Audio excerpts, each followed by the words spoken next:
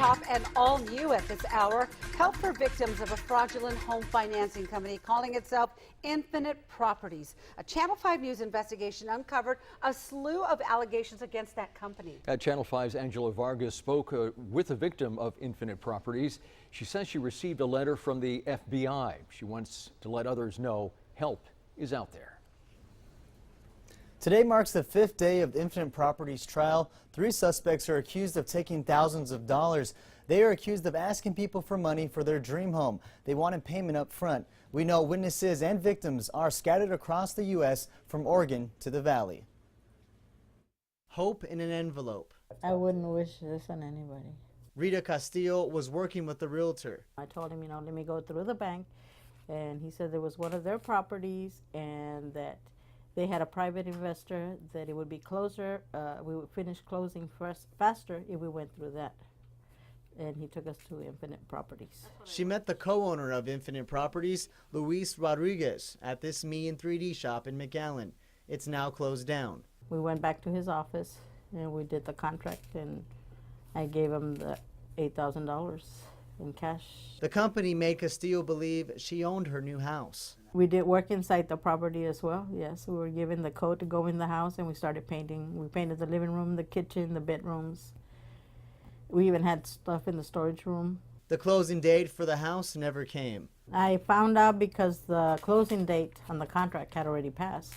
So I kept calling the realtor, and he said that they were still working on it, and they were waiting for the funds to close. The thousands of dollars lost caused Castillo to downsize her business, file a report to the police, and search for answers. The last time that I called the detective, he gave me the name of the investigator with the FBI and that I should contact them, which I did, and then they didn't even have me on the list of victims, and they got my information, my mailing address and stuff, and then I got the letter from the FBI.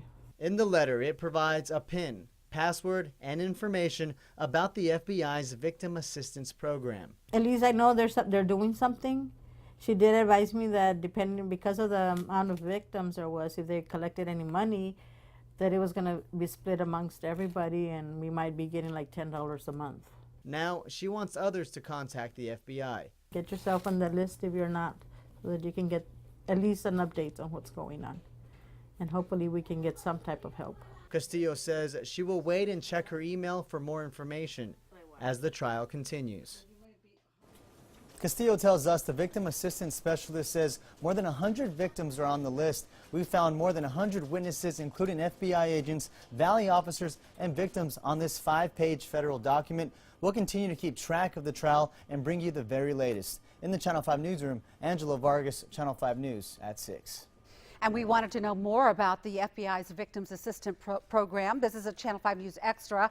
An FBI spokesperson for the FBI recommends victims to go over the Bureau's Financial Crime and You brochure. It details a list of federal crimes that require restitution payment. Restitution is enforceable 20 years after a judge hands down a judgment on the case or when the defendant is released from prison. The FBI says restitution is declared on a case-by-case basis. If anyone believes they are a victim of Infinite Properties or of any financial crime, you're asked to call the Bureau's McAllen office at 984-6000. Channel 5 News has closely followed Infinite Properties since our investigation first began last year. Our first report aired in November of 2016. In January of this year, the Department of Justice U.S. Attorney's Office arrested 2 people on federal wire fraud charges. In March, we reported on a victim who did not know where to submit payments to. She was urged to call the FBI. We found out if the suspects are convicted, that woman stands to lose her home.